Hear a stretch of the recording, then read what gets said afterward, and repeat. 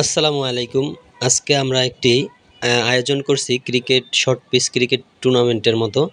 তো এটা হচ্ছে আমরা এবং ধান গবেষণা রোডের যারা আছি এখানের আমাদের মাঠের খেলোয়াড় যারা আছে তারা, আর চৌমাথা থেকে আমার একটা ছোট ভাই, ওদের যে চৌমাথার যারা কন্টিনিউ খেলে তাদের নিয়ে শুরু হবে।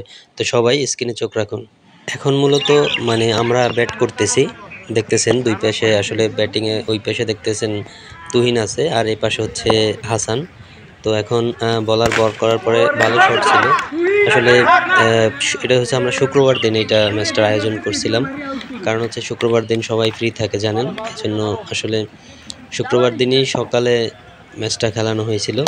তো আমরা দুইটা ওরা বলার পরে আমরা মোট 4টা ম্যাচ খেলি।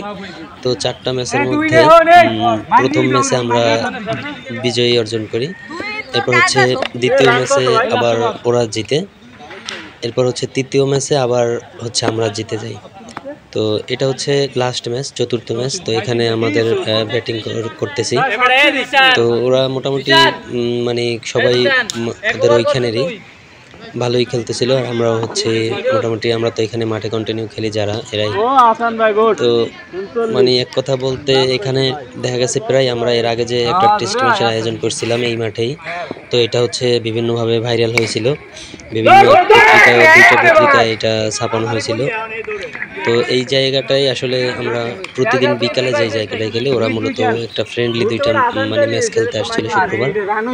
আর দ্বিতীয়ত প্রতিনিয়ত যে আমরা বিকালে যেই ম্যাচগুলো খেলি এটা এমনিতে খেলা হয়। আর ওই পাশে যে দেখতেছেন যে পারভেজ, ও মূলত ওদের পক্ষ থেকে ওরাই মূলত আসছে। দ্বিতীয়ত এখানে প্রতিদিন খেলি, আর এখন আমি ব্যাটিং করতেছি। তো প্রথম মনে হয় একটা সিঙ্গেল নিয়েছিলাম, পরে আসলে ভুলবশত আর শর্ট মিস্টেক হয়, এই আউট হয়ে যায়। তো এরপর আসলে ম্যান ছিল, লাস্ট ওভার ছিল। তো এই জন্য ভিডিওটি করার কারণ আপনাদেরকে জানিয়ে দিতে চাই যে এই মাঠে আমরা প্রতিনিয়ত কন্টিনিউ খেলে থাকি। আর দ্বিতীয়ত এই মাঠ থেকেই আমাদের অনেক ভালো ভালো খেলোয়াড় আছে যারা বরিশাল বিভিন্ন স্টেডিয়ামে তারা প্র্যাকটিস করে এবং খুব ভালো খেলে। বিশেষ করে তুহিন আছে, এই যে এখন যে ব্যাট করলো, খুবই ভালো একজন ব্যাটিং আমাদের এই মাঠেই। আর এই পাশে যে এখন ব্যাট করবে পারভেজ। তো এটা লাস্ট বল ছিল। তো আজকে এই পর্যন্তই।